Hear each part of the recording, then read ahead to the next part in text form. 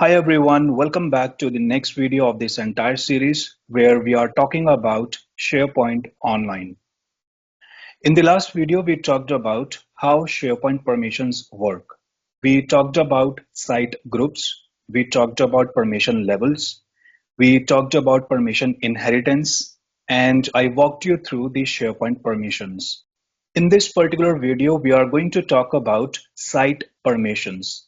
We will discuss how site permissions work in a team site and in a communication site.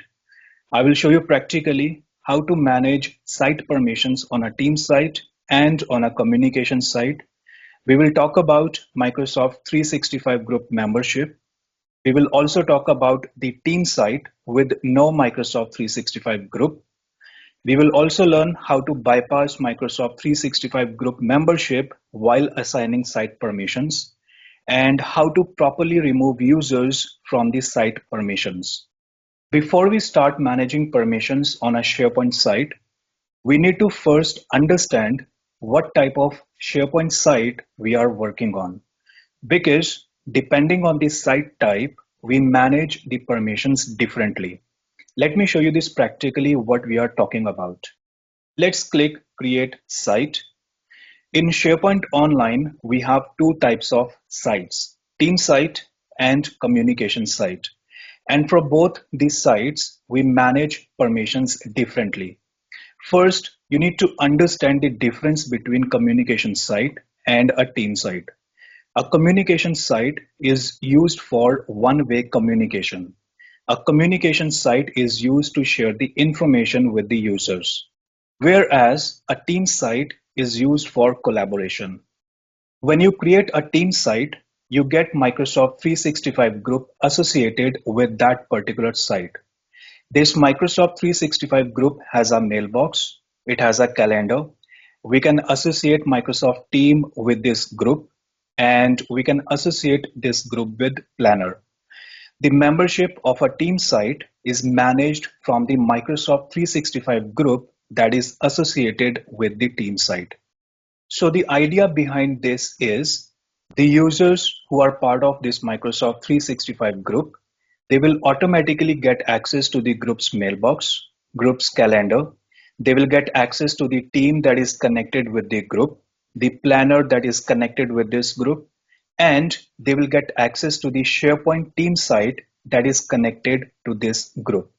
Whether you use these applications or not, by default, if a user is added within this group, he will get access to all these applications. So basically, the idea is you do not have to manage the permissions on these applications, those are associated with the group. Or you do not manage the permissions on the team side. You will be managing the permissions on the Microsoft 365 group. And once you become the member of this group, by default, you will get access to all the applications. Those are connected with this group, along with the SharePoint Teams site.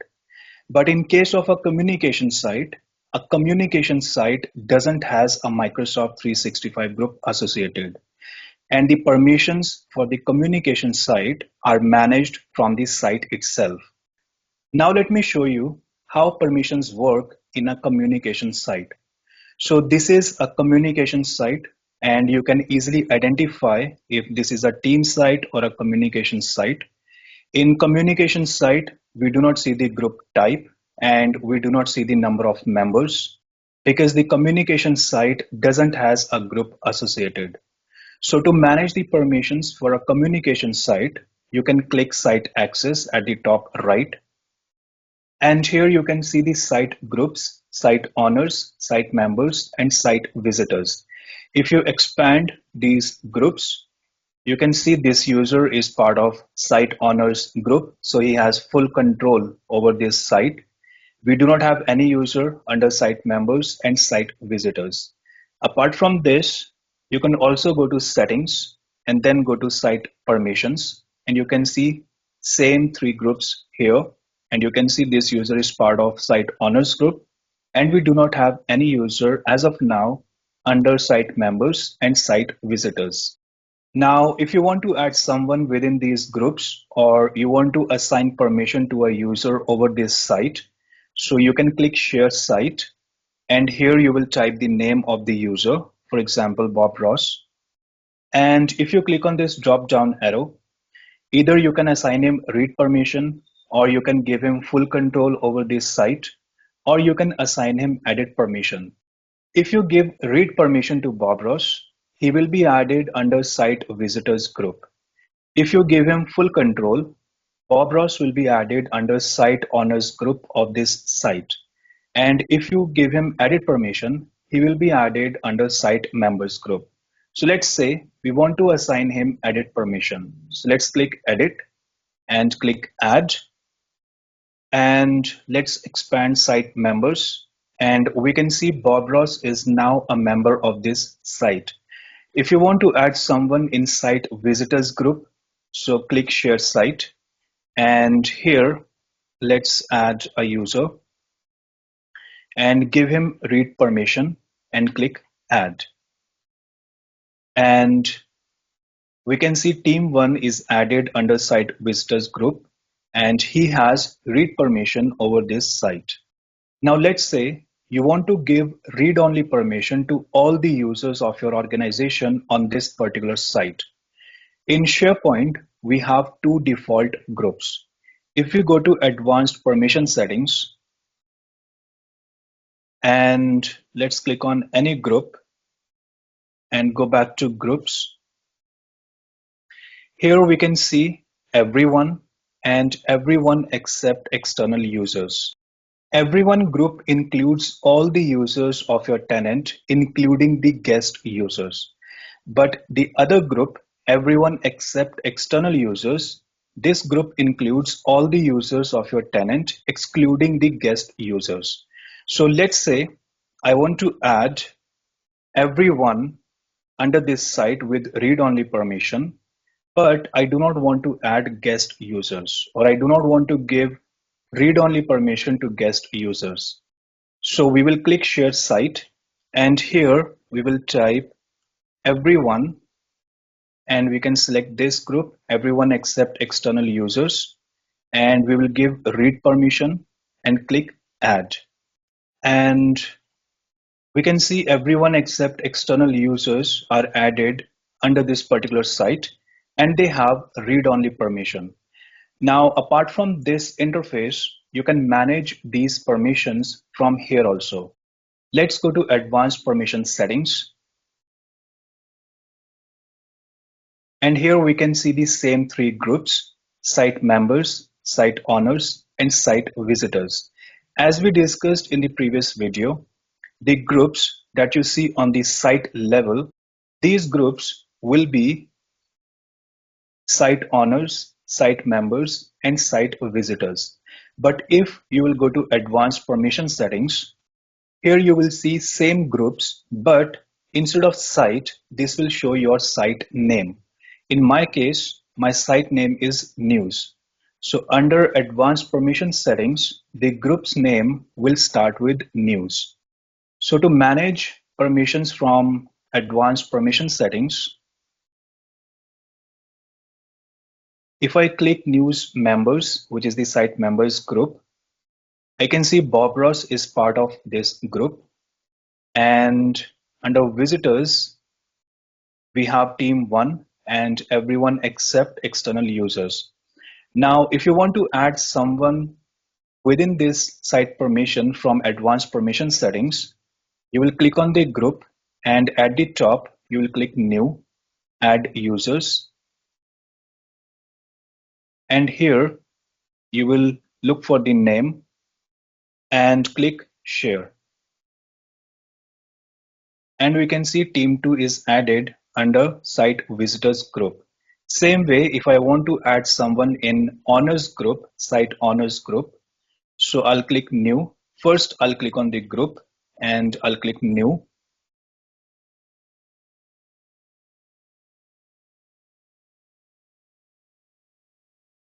Here I'll search for the name, and you can simply click share, and that particular user will be added within honors group.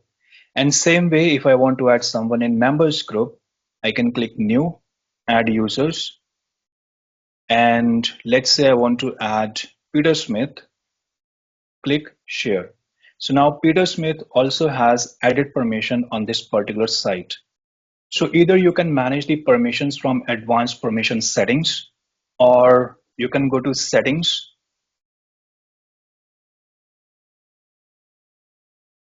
and site permissions, and you can manage the permissions from here as well. So this is how you manage permissions on a communication site. This is very simple and straightforward to manage site permissions on a communication site. Now let me show you how to manage permissions on a team site. This is a team site. At the top right, we can see this team is connected to a private group, and we can see the number of members. And if we click on these members, we can see concepts user is the owner of this site, and Bob Ross has added permission on this site. And if you go to settings, site permissions, and expand these groups, so under site owners, we do not see the name of the user. And under site members, we do not see the name of Bob Ross. This is the name of the Microsoft 365 group that is connected to this particular site. But if you click on this, it says this is a private group. It has 2 members, and we can see concepts user and Bob Ross are part of this particular group. And if I move my mouse here, so it says we have 2 members. So concepts user is owner and Bob Ross is member. So basically the name of this team site is finance, and the Microsoft 365 group that is connected with this site is also finance. Let's go to Microsoft 365 Admin Center. And here, go to Teams and Groups and click Active Teams and Groups. And here we see a 365 group with name Finance. And let's go to Membership. Under Owners, we can see Concepts User is added. And under Members, we can see Bob Ross is added. So to manage the permissions on a team site, you will click Members and click Add Members. Here, look for a user, for example, Peter Smith. And if you click this drop-down arrow, here we can see only 2 permissions, member and owner. But in case of communication site, if I go to settings, site permissions, and if I add someone here, let's say this user, in communication site, we have 3 permissions, read, full control, edit. But in team site, we have only 2, member and owner. Let's say I want to make Peter Smith member of this site. So I'll select member and click save. Now here we can see concepts user is owner, Bob Ross is member, and Peter Smith is also member. Now if you go back to the group and let me refresh. So let's go to members and we can see Peter Smith is added within this Microsoft 365 group. So now Peter Smith also has access to all the applications. Those are connected with this particular group. Now in a team site, you cannot add a visitor from this site. That means you can't give read permission to someone from this site. For example, like we discussed earlier, if I add a user, we can only see 2 permissions, member and owner. You cannot give read permission to someone from the team site itself. So if you want to add someone under site visitors group, or you want to give read permission to someone on a team site, you will go to Microsoft 365 group that is connected to the team site. Then you will click site visitors and click add site visitors. And here you can search for the user and then click add. So this way you can add someone under site visitors group in a team site. Let's go to membership, site visitors. We can see team 2 is added under site visitors. And let's refresh the page.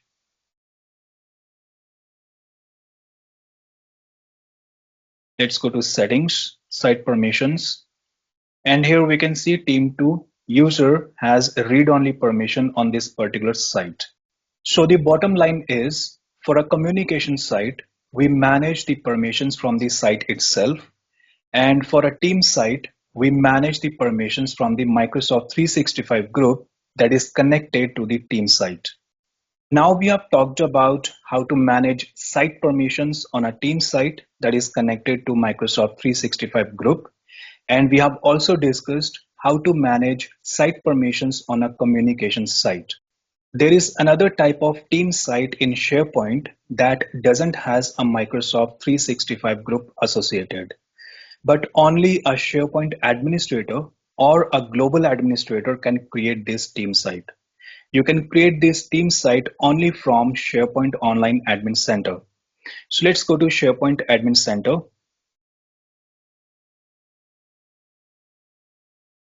Under SharePoint Admin Center, go to Active Sites, and here click Create.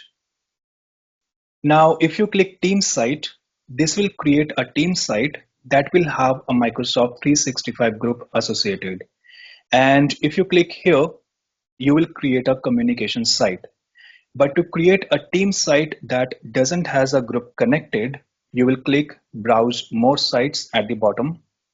Make sure Choose a Template is selected to Team Site, and here you will give a name to the site, and under Primary Administrator, let me type the SharePoint Administrator and click Next. We are good with the language, no changes are required here, and click Create Site. So this is our new site, HR Collab, and if we go to right, it says Team Site, no Microsoft 365 group. So let's open this site.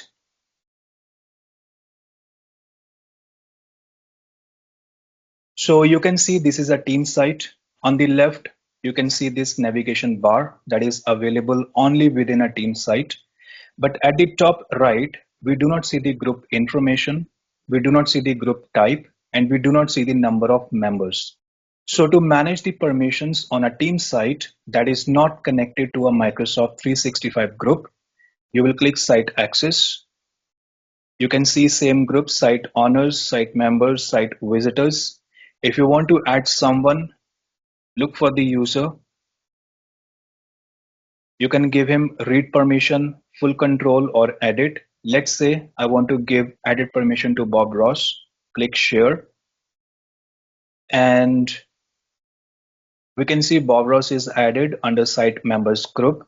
Same way, if you want to add someone under Site Visitors group,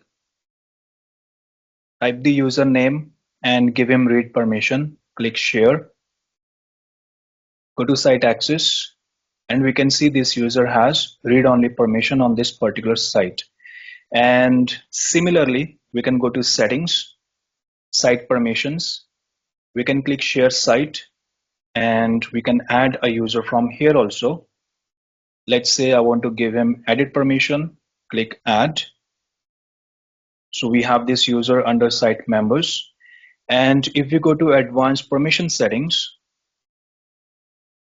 we can see Site Groups.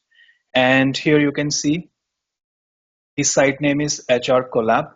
And let's go to Site Permissions, Advanced Permission Settings. And here we can see the site groups are starting with HR Collab, which is the name of the site. And then we have members, owners, and visitors. If we click members, we can see the users here. If you want to add someone within this group under members group, we can click new. And here you will type the name of the user and click share. Same way, if you want to add someone under site visitors, you will click new, type the name of the user and click share. So the permissions on this type of site are similar to the communication site. As we discussed earlier, the permissions of a team site that is connected to a group are managed on the group level. When we add a user in a team site, that user gets added within the Microsoft 365 group that is connected with the team site. And when we give permission to a user on the group level, that user gets access to all the applications. Those are connected with that group. And that is by default. But you can come across a scenario where you want to add a user only within the team site. That means the user should have access only to the team site and not to the other applications those are associated with this group. So basically, we want to bypass the Microsoft 365 group membership. We want to add a user within the team site permissions and not to the Microsoft 365 group. So this is a team site. You can see this team site is connected to a group and we can see the number of members. If I click here on number of members and if I add someone from here, that particular user will be added within this site as well as he will be added within the group that is connected to this site. And we do not want to do that. So instead of this, we will go to settings, site permissions, and click add members. Now here you see two options, add members to group, share site only. If I select add members to group, that means if I add a user from here, that user will be added within this site as well as he will be added within the group. But if I want to add someone only to this site and not to the group, I'll select share site only. And now if I add someone from here, let's say team 2, click add and expand site members, we can see team 2 has added permission on this particular site. However, if I go back to teams and groups and let's open finance, membership, members, I do not see this team 2 user here because we have added this user on the site level. This user is not added within the Microsoft 365 group. So this user has added permission on the SharePoint site only. This user is not added in the group, so he doesn't has any permission on the group level and he doesn't has any permission on the applications those are connected to the group. So this user can access the site, he can read the documents on this site, he can edit the site content, but he can't access Microsoft Teams that is connected to this site. He can't access the group mailbox, group calendar, or the site planner. So this is how you can bypass Microsoft 365 group membership while assigning site permissions in a team site. Now let's understand how to remove users properly from the site permissions. In a communication site, if you want to remove a user, you will go to site access. You can expand the groups. We can see the number of users added under site members, site visitors. Let's say I want to remove team 1 from site visitors group. I'll click on this drop down arrow, click on remove, and that's it. The user is removed. If I want to remove Peter Smith from here, I can click remove and this user is removed from the site members group. Apart from this, you can go to settings, site permissions. You can remove the users from here also. You can click remove or you can go to advanced permission settings. And let's say I want to remove a user from this group, from visitors group. I'll open the group. And let's say I want to remove this user, team 2. I'll select the user, go to actions and click remove users from group. Click OK. And this user is removed. If I want to remove this group, everyone except external users, select the group, click actions and click remove users from group. click OK, and this group is removed from visitors group. Same way, if you want to remove someone from the members group, click on the group, select the user, click on actions and click remove users from group. This particular user will be removed from site members group. As we discussed earlier, a communication site doesn't has a group associated. So if you remove any user from here or from the site permissions, that user will be removed from this site. But in case of a team site, this is quite different. In a team site, if you go to settings, site permissions, expand the groups. Now, if I click here under edit for the group level permission, I do not see remove permission. But if I click for this user, because this user is added on the site level, if I click here, I can remove this user from here. But remember one thing, team2 user has added permission on this site only. He is not added on the group level. So if I remove this user from here, this will be removed from this site. Same way, this user has read-only permission on the site level. That is why we can see his name. But for other users who are added on the group level, we do not see their names. But if we click here, then we can see the name of these users. Now, if I want to remove this user from here, I can simply click on remove. So this user will be removed from the site permission. But for the other users who are added on the group level, we can see the name of the Microsoft 365 group instead of their names because the membership of a team site is derived from the Microsoft 365 group. Now, if I go to advanced permission settings, and if I click site members group, I do not see the name of the users. I can only see the name of the group. That means all the users who are added as members in Microsoft 365 group are part of this site group. If you go to Microsoft 365 Admin Center, and this is the group for our site, finance. So here we can see we have these users under members. Under honors, we have concepts user. Now, if we go to settings and site permissions, advanced permission settings.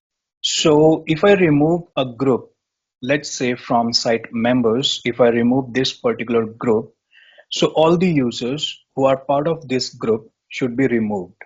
But that is not the case. Let's remove this group first. Select the group and click remove users from the group. Click OK. So the group is removed. So now we have site members group, but inside this group, there is no one. So this group is removed from the site members group.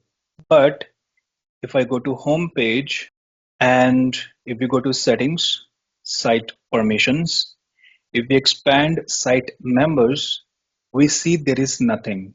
However, if we go to Microsoft 365 group, let me refresh and go to members, we can still see Bob Ross, concepts user, Peter Smith. These three users still have member permission on the group. So the concept behind this is when you remove a user from a team site or when you remove a group from the team site groups, that group is removed from the site itself. This is not removed from the Microsoft 365 group. If I go back to team site and if I go to site permissions, advanced permission settings, and click site members group, and if I add a user here, let's say, let me add this user and I'll click share. We can see this user is added under site members group. And if we go to settings for this particular site and go to site permissions site members, we can see this user is added and he has added permission. However, if I go back to the group, let me refresh members, we do not see this user here. So in a team site, there are two types of memberships. One is site membership and the other one is Microsoft 365 group membership. If you remove a user from the site level in a team site, that user is removed from the site only. Or if you add a user or a group in the site groups, that user is added on the site level. So to remove a user from the Microsoft 365 group, you can go to Microsoft 365 group, go to membership and select the user and click remove as member. Click remove and this user is removed from the group level permissions. The other way to remove a user from the group is you can go to team site and at the top right you see number of members. Click on this. Here you will see the number of users. Click on this permission drop down arrow and click remove from group. So now Bob Ross is removed from the team site as well as he is removed from the group that is connected to this team site. Let's go back. Let me refresh and we do not see Bob Ross here. So this is how you can remove a user from the team site. So this is how you remove users from the team sites and from communication sites. So that is all for today. If you learned something new from this particular video, please give it a thumbs up, subscribe to our channel, and if you have questions or suggestions, feel free to write them in the comments below. Thanks for watching. I'll see you in the next video.